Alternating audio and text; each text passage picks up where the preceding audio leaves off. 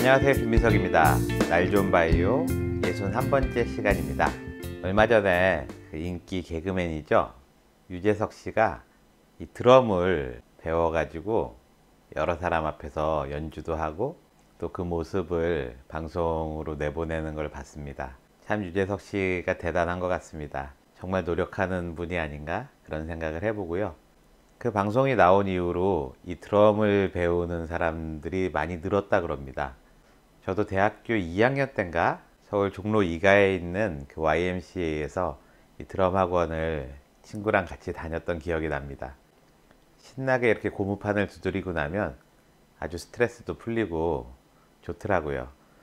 또 제가 대학교 다닐 때만 해도 2인조 밴드죠. 봄, 여름, 가을, 겨울이라고요. 그런 독특한 밴드가 있었습니다.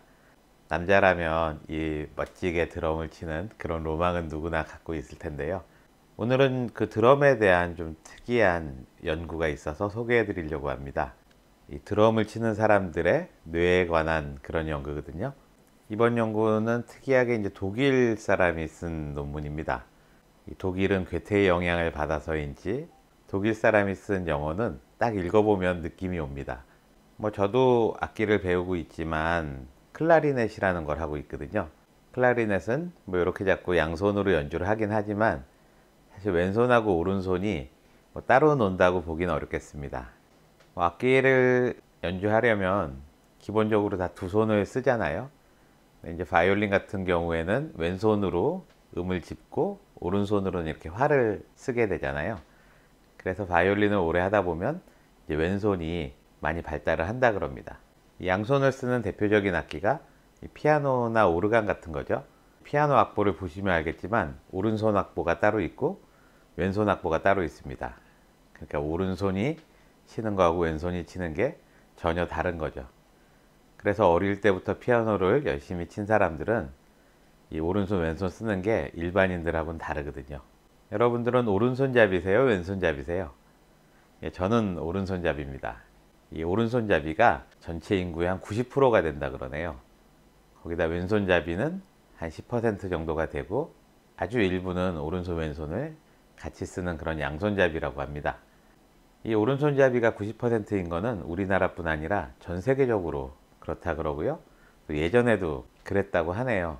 그러다 보니까 이 왼손잡이가 소수자잖아요. 많지 않으니까 뭐 차별도 받고, 얼마 전만 해도 우리나라에서도 뭐 왼손으로 밥을 먹는다거나 글을 쓰면 보기 안 좋다 그래서 어릴 때 이렇게 막 때려가면서 오른손으로 글씨를 쓰게 하고 그랬었죠. 제가 3, 4년 전인가 이 오른쪽 어깨에 한번 오십견이 와서요, 이 오른손을 잘 못 쓸 때가 있었습니다. 한 1년 정도 고생을 했는데요. 그래서 이제 왼손으로 이것저것 다 해보니까 이 세상이 왼손잡이에게는 아주 불편하게 돼 있더라고요. 뭐 간단하게 문 하나 여는 것도 오른손잡이들에게 편하게 되어 있어서 다시 한번 좀 소수자에 대한 생각을 하게 되었습니다. 역사적으로 굉장히 유명한 왼손잡이들을 보면요, 레오나르도 다빈치가 왼손잡이였고요, 알버트 아인슈타인도 왼손잡이였고, 또 노벨상을 2번이나 받은 퀴리 부인도 왼손잡이였고요. 최근 인물 중에는 미국의 최초의 흑인 대통령 버락 오바마 대통령이 왼손잡이였다 그럽니다. 물론 뭐 왼손잡이 중에서 좀 훌륭하신 분만 꼽아서 그러겠지만요. 그래서 이 오른손잡이하고 왼손잡이는 어떻게 다를까? 특히 뇌 구조가 어떻게 다를까? 이런 것들은 예전부터 관심을 끌던 그런 의학적 주제였고요. 과연 이 오른손잡이하고 왼손잡이는 유전적으로 결정되는지 아니면 환경에 의해서 결정되는지, 이런 것들도 아직 확실하게 풀리지 않은 숙제라고 합니다. 이게 오른손하고 왼손하고 이렇게 똑같은 동작을 하면 그렇게 어렵지가 않은데요. 뭐 이런 거 어렸을 때 해보셨는지 모르겠는데, 오른손으로는 이렇게 배를 치고요, 왼손으로는 이렇게 위아래로 이렇게 쓰다듬는 이런 거요. 이걸 이렇게 같이 하면 뭐 할 수가 있죠. 근데 오른손으로 먼저 이렇게 치고 있으면서 왼손으로 이거를 이렇게 쓰다듬으려고 해보면 잘 안 됩니다. 이게 같이 시작을 하면 이렇게 되는데요. 이게 따로 시작을 한다 그러면은 이렇게 바보같이 좀 이렇게 돼버리죠. 이런 식으로 오른손하고 왼손은 서로 뭔가 연결이 되어 있어요. 그래서 따로따로 놀기가 어렵거든요. 근데 이제 피아노 연주를 하다 보면 이런 게 잘 된다 그럽니다. 따로따로 노는 거죠. 근데 이제 신기한 거는 이게 오른쪽 뇌하고 왼쪽 뇌 이게 서로 나눠져 있다는 건 아시죠? 그래서 뭐 우측 뇌 인간, 뭐 좌측 뇌 인간 뭐 이런 얘기도 많이 흔하게 하는데요. 이거 사이에 대들보라 그래서 뇌와 뇌를 연결해주는 뇌 대들보. 대들보를 한자로 량이라 그래서 뇌량이라고 합니다. 이 뇌량이 연결이 돼 있는데 이 뇌량이 이렇게 끊어진 사람이 있거든요. 그런 사람들은 이게 아주 자유자재로 된다 그럽니다. 참 신기하죠. 그래서 이 뇌량에 의해서 우측뇌와 좌측뇌가 서로 영향을 주기 때문에 이게 서로 다른 동작을 하기가 어렵다는 게 의학적으로 밝혀진 사실인데요. 이번에 독일 연주자들이 이 드러머들의 뇌를 연구했습니다. 이 드럼을 보시면 이 오른손이 치는 거하고 왼손이 치는 게 전혀 좀 다른 박자를 칩니다. 오른손으로는 4분의 3 박자를 치면서 왼손으로는 4분의 4 박자를 칠 수도 있고요. 이게 서로 다른 뭐 다다다다 이렇게만 치는 게 아니고요. 드럼 악보를 보시면 왼손 오른손이 전혀 다르고 또 잘은 안 보이지만 왼발 오른발도 또 서로 다른 악보를 치고 있습니다. 이 사지가 서로 제각각 다른 걸 한다는 거는 굉장히 어려운 일인데 이 드러머들은 그런 거를 훌륭하게 해내거든요. 그래서 과연 이 사람들의 뇌는 어떻게 다른가 이게 궁금해서 연구를 했고요. 뭐 뇌를 이렇게 꺼내 가지고 볼 수는 없잖아요. 살아있는 사람을.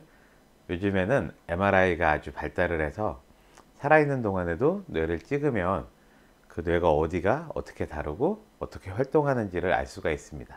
그래서 드럼 치는 사람들 20명하고 또 드럼을 못 치는 사람 24명 이렇게 모아서 연구를 했는데요. 워낙은 드럼 치는 사람도 24명을 모았는데 이 네 사람은 잘 협조가 안 돼가지고 20명만 했다 그럽니다. 연구자들은 모두 남성으로 구성되어 있었는데요. 그 이유는 여성인 경우에는 이 생리 주기에 따라서 이 뇌사진이 많이 바뀐다 그래서 그런 요소를 제거하기 위해서 남성들로만 연구를 진행을 했고요. 이 드럼을 연주한 경력은 평균 17년 정도 됐다 그럽니다. 짧게는 8년, 길게는 33년 정도 됐다 그러고 매주 10시간 이상 드럼을 연주하는 분들이 선정이 됐습니다. 그래서 일반인하고 드러머들의 뇌를 비교를 해보니까 드러머들은 약간 오른쪽 뇌하고 왼쪽 뇌를 연결해 주는 부분이 뇌량이라 그랬잖아요. 이 뇌량에는 백질이라 그래서 이 신경세포의 가닥, 비유를 하자 그러면 전깃줄 같은 걸로 되어 있습니다. 그래서 신경세포와 신경세포가 서로 연결되는 그 가닥이 훨씬 두껍게 되어 있다고 합니다. 우리가 이제 길을 갈 때 길이 좁으면 차들이 속도를 못 내고요. 길이 좀 넓으면 속도가 잘 나잖아요. 이거하고 마찬가지로요. 뇌세포하고 뇌세포를 연결해주는 이 파이버가 굵으면 훨씬 전달 속도가 빠르거든요. 그래서 드러머들의 뇌가 우뇌에서 좌뇌로, 좌뇌에서 우뇌로 가는 신호의 전달 속도가 훨씬 빠르다는 것을 밝혀냈고요. 이런 것들이 선천적으로 그런 게 아니라 후천적으로 연습을 통해서 이게 빨라졌다는 것을 알게 된 거죠. 이런 연구는 뭐 단순하게 연구자들이 드럼 치는 사람들이 너무 궁금해 이래서 그 궁금증을 해결하기 위해서 했던 연구는 아니고요. 만약에 그런 거라면 이런 좋은 과학 잡지에 실리지도 않았겠죠. 이게 바로 뇌의 가소성이라는 겁니다. 이 뇌세포라는 게 가만히 정지해 있는 게 아니고 우리가 어떤 것을 반복해서 훈련을 하게 되면 뇌세포가 더 많아지기도 하고 또 연결이 더 단단해지기도 한다는 거죠. 우리 뇌 속에 1000억 개 정도의 뇌세포가 있는데요. 이게 특정 부위가 손상을 받아서 뇌세포가 한번 망가지면 이게 잘 회복이 안 되잖아요. 하지만 이 뇌세포는 가소성이 있기 때문에 우리가 열심히 재활을 하면 그 옆부분에 있던 뇌세포들이 새로운 연결을 만든다거나 또는 기존에 있던 연결이 훨씬 더 두꺼워지면서 전달 속도가 원활해져 가지고요. 회복이 될 수 있다는 거죠. 이런 것들을 이 드러머의 뇌에서 우리가 밝혀냈다고 볼 수 있겠습니다. 지금 뭐 불의의 사고나 뇌졸중 같은 거 앓으셔가지고 뭐 팔다리가 좀 불편하신 분들은요, 포기하지 마시고 꾸준히 노력을 하시고요. 또 재활에 힘을 쓰시면 이 뇌세포는 가소성이 있기 때문에 언젠가는 회복되실 날이 꼭 오시리라고 믿고요. 또 이런 뇌세포의 가소성을 어떻게 하면 촉진시킬 수 있느냐, 이런 것들이 요즘에 많이 연구가 되고 있고요. 또 그전에는 뇌세포가 이만큼 망가졌으니까 어렵다 하는 이런 구조적인 영상밖에 못 찍었다 그러면요, 요즘에는 이 뇌세포의 파이버들이 어떻게 지나가고 있고 또 그게 얼마나 활성화되어 있는지 이런 것들도 영상으로 우리가 볼 수 있기 때문에 얼마나 재활이 잘 되고 있는지 이런 것도 실시간으로 확인하면서 우리가 재활을 할 수 있으니까요, 지금 재활 치료 받고 계신 분들 용기 내셔서 잘 하셨으면 좋겠습니다. 그리고 결국 뇌라는 게 서로의 연결이 중요한 거거든요. 그래서 나이를 먹으면서 점점 뇌 기능이 떨어지는 거를 걱정하시는 분들은요, 한번 드럼 배우는 것도 굉장히 좋은 그런 수단이 될 것 같으니까요, 한번 드럼 학원에 용기 내서 문을 두드려 보셨으면 좋겠습니다. 오늘은 여기까지 하고요, 저는 또 다음 시간에 뵙겠습니다. 감사합니다.